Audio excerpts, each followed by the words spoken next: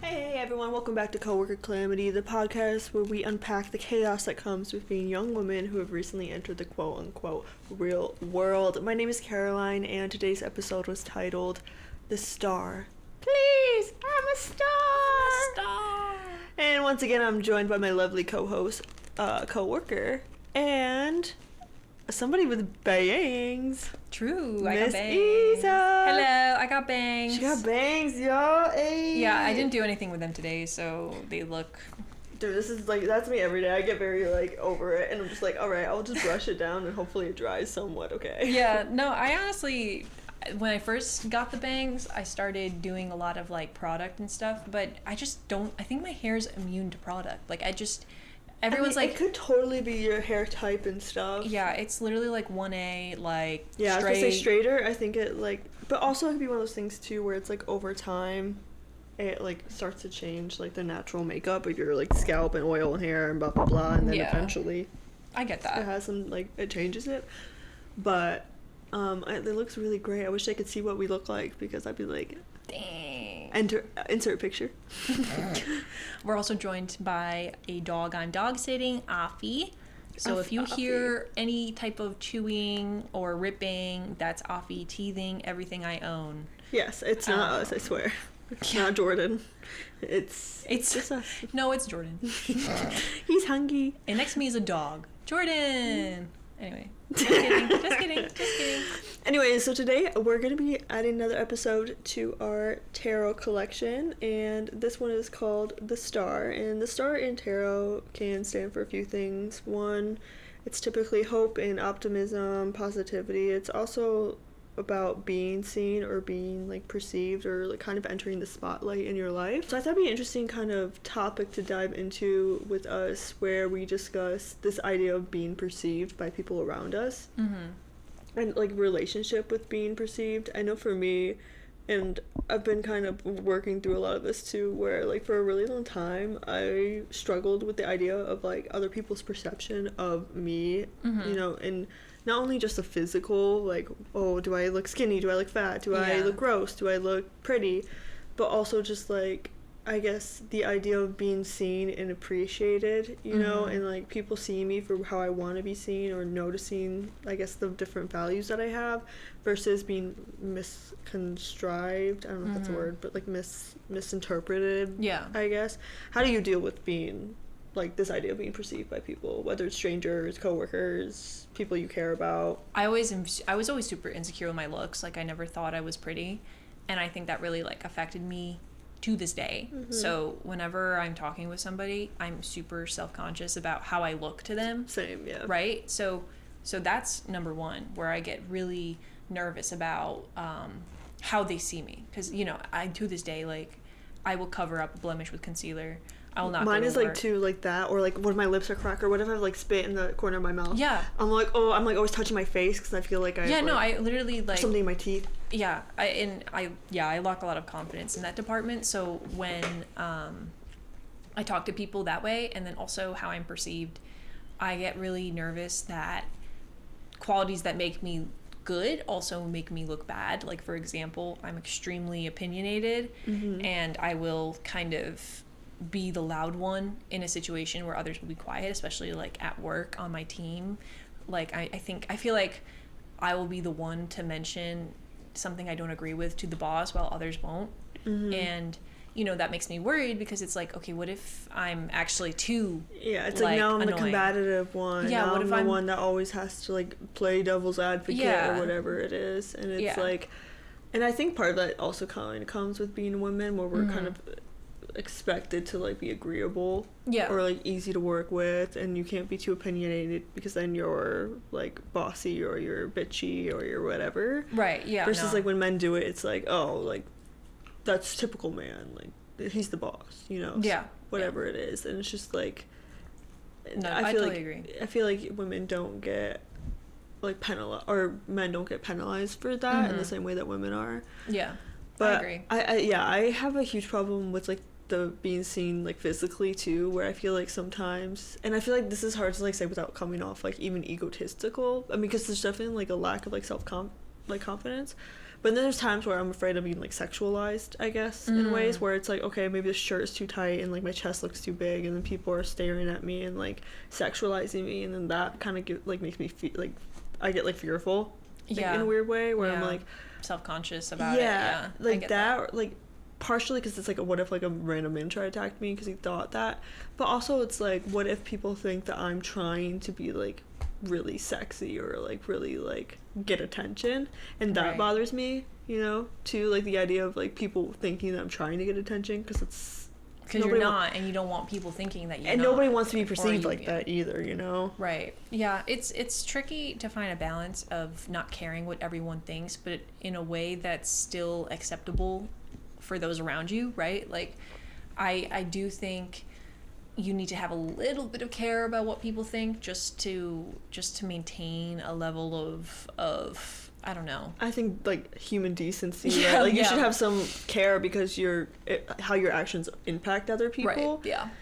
But like when it gets to the point where your intentions are being wildly misconstrued, or your like people are assuming things based on your intentions that are clearly just projection of how they view themselves or the world, like they're looking to make your actions seem evil or seem manipulative, or to seem like you're like out to get them when you're literally just living your life doing your thing. That's when I'm kind of like, you got problems and you're projecting it on me. I can't change your mind. You just need to like heal.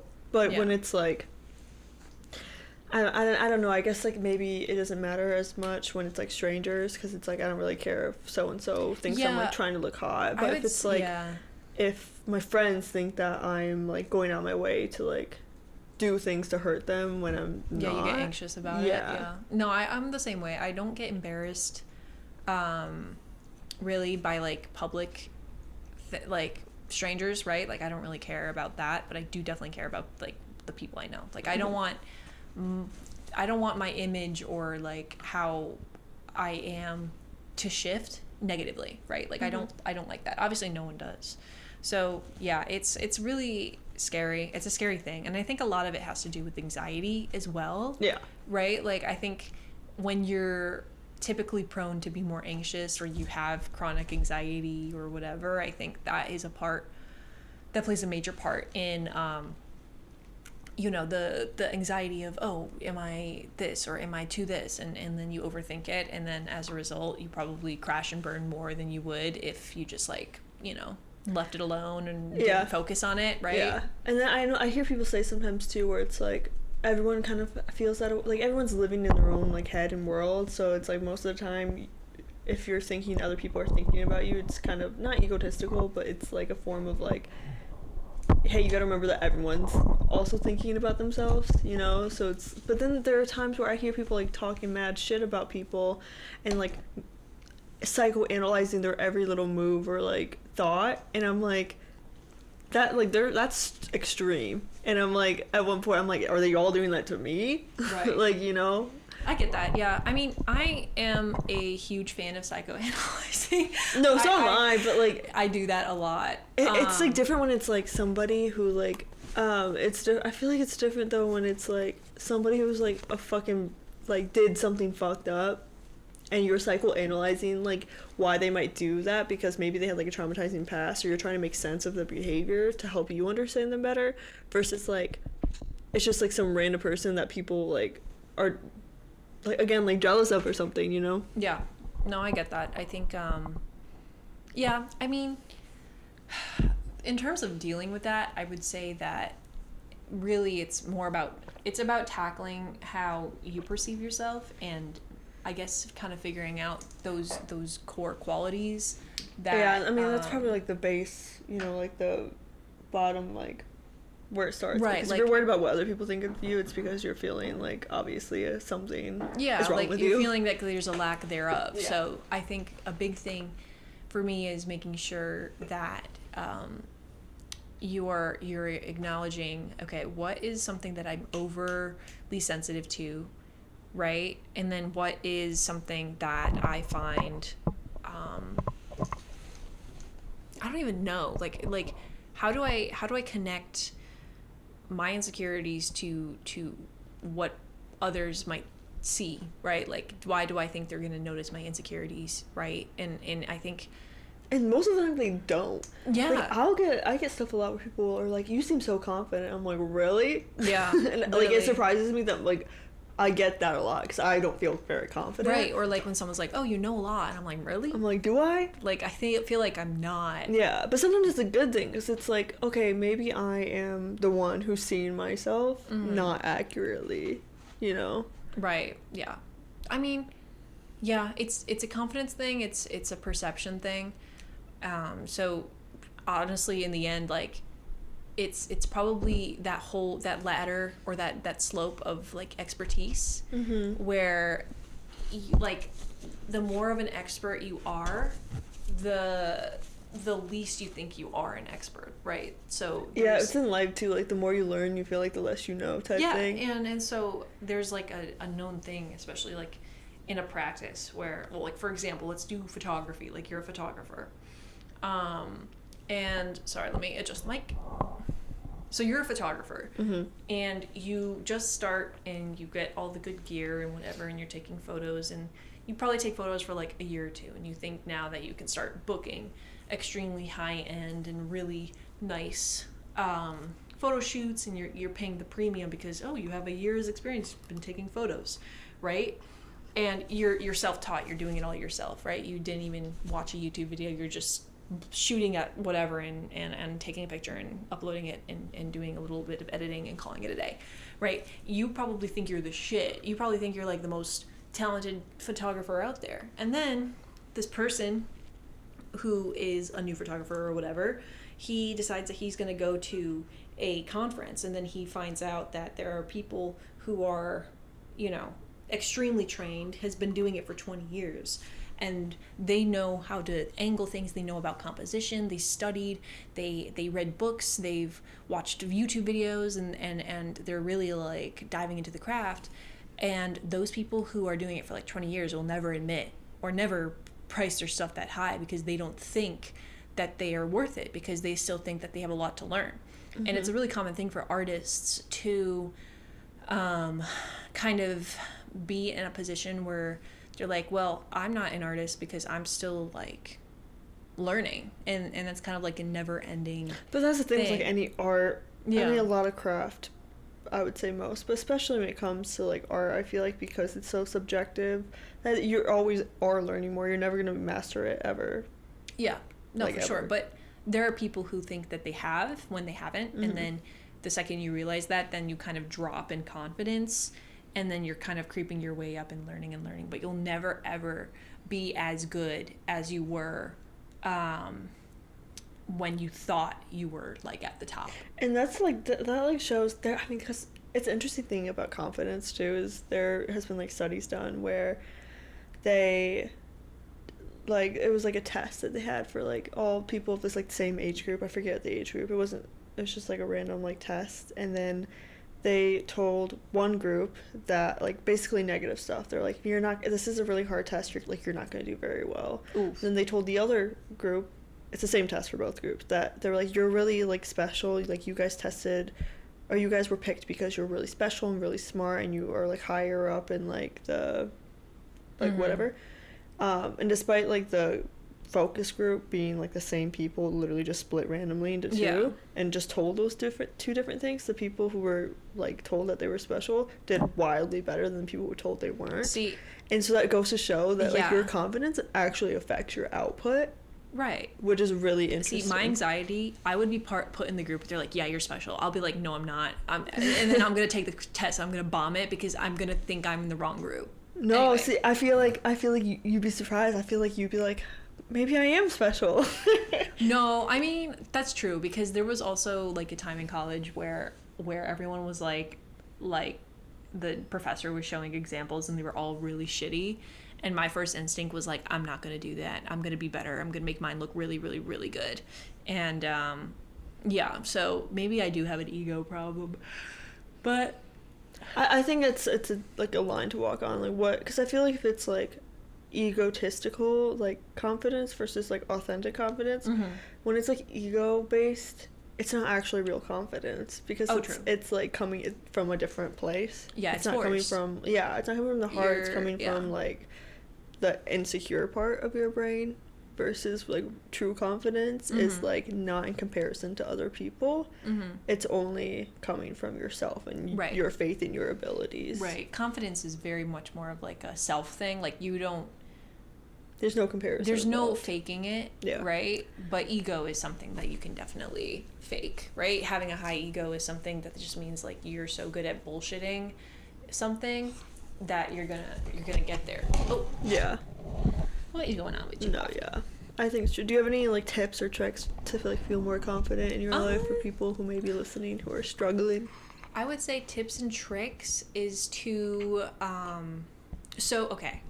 this is one thing that the second I learned about this, I kind of learned to, if you hear Afi breathing. Girl, you're ruining my quality, Afi. I'm gonna turn you to a rotisserie chicken. She already looks like one. Yeah, I'm gonna turn you to a cooked one. She's going in the oven. Anyways, I would say, so I learned online there was like a saying or something where basically it was like a way of helping people with embarrassment, and it was try to think of something embarrassing that happened to a random person like years ago. The sad thing is I literally can't.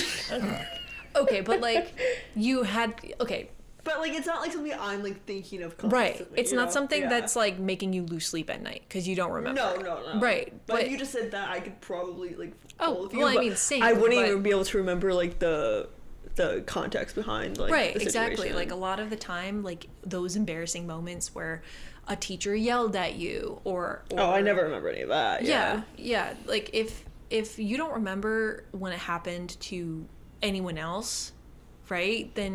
So use that as a realization that no one is gonna, remember that you were yelled at in class or you fell here or something. Like it becomes more of like it's a moment that happens, but it'll pass and people are not going to remember it because at the end of the day other people have other shit to worry about. Like they're not going to and even if they do remember it, it's not like they're going to be like that now becomes their only like personality. I will say like the embarrassing moments of like people I remember are people I like knew well, like they're my friends, but it's like funny, so it's not like some stranger I saw that fell. I wouldn't remember it at all. Exactly, that's a good point. That's a really good point. So I kind people of don't care as much as you care about yourself, for so worse or better. And that is actually like is what I kind of took out of that when I started growing up. It helped me with my embarrassment issues a lot. Like I had a lot of social anxiety when I was younger.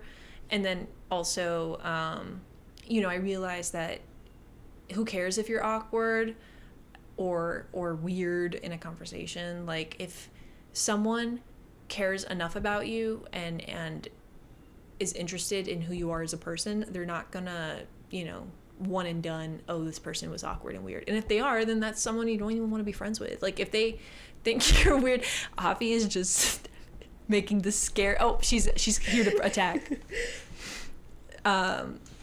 Sorry, she was just like looking at Caroline and then she just like jumped off the bed in like a predatory way. But yeah, I would say the people who would remember it or find you weird or find anything to like criticize about one encounter you have or one instance where they like saw you, then you don't want to be with these people anyway. You don't want to communicate with them, so why would it matter, right? So I think that's something to take away of, and it helps a lot with confidence too in public and stuff. I don't worry too much about that. I don't have a lot to really say about like how I deal with. How do you feel about like I really like this one, like fake it to make it type thing. Oh yeah, for because sure, 100%. It's like that right there is just full on affirmation. It's like look at yourself in the mirror every morning and say, I am confident, I am beautiful, and eventually you have to look at yourself in the eyes when you say it. Eventually, it's like shown statistically that it, like you'll believe it. I feel like this entire time I've been faking it until I made it in regards to like getting into college, getting a job, getting literally anything. I feel like I faked it till I made it, and I did make it. I really. Hey, like, not only did you make it, but you're like fantastic. You know what I mean? Oh, like, so no, it's stop. like You are. So it's like it's, but like think about it in that way where it's like, despite feeling like you had low confidence or like that you're kind of just like imposter syndrome, look how well you are doing. Imagine what you could do if you fully believed in yourself. Yeah, I mean, if this is what you're doing when you don't believe in yourself, you know what I mean? Like that just shows the power that you have as like a person. Right. And yeah, I think that goes for everybody. Exactly. Like, look where you are in like life right now, and maybe there are things that you're not happy about, but look about the things you have overcome and survived through. And if you were able to do that at a time where you didn't feel confident or did that, like, you have so much more power than you know. And I think that's like kind of the hidden superpower that people forget. Yeah. Is that we are really powerful people and creatures, I guess. But we don't even know to the extent, you know. I do think putting your mind towards something is like a really generic saying, but it actually honestly really works. Because I think a lot of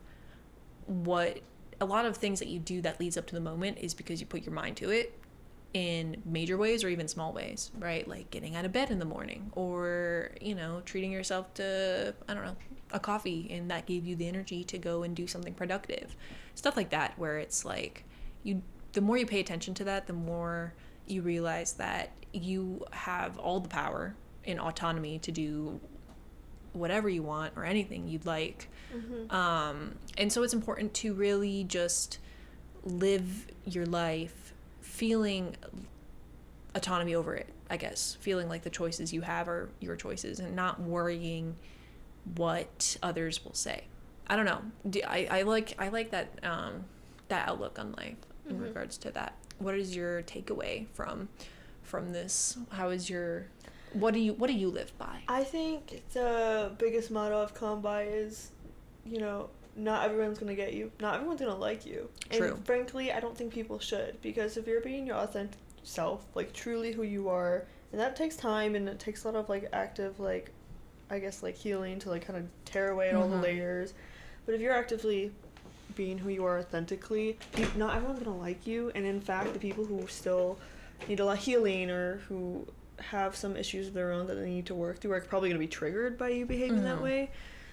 But what you can do, and what you do by living like that, is you attract the people in your life who are meant to be there and who like understand you for who you are. Right. So if people are perceiving you in a way that doesn't align to that or whatever it is, they're not supposed to be part of your tribe or your people anyways. True. And good riddance. And take advantage of your uniqueness. And take advantage of your uniqueness, because I really do think that being who you are and like being aligned with who you are is how you fulfill your life purpose, you know? So. I agree. I think that's amazing. And honestly, a lot of times it is about being authentic, right? And not feeling that level of insecurity and breaking away from the generic masses and thinking more specifically, I guess. But no, I love that.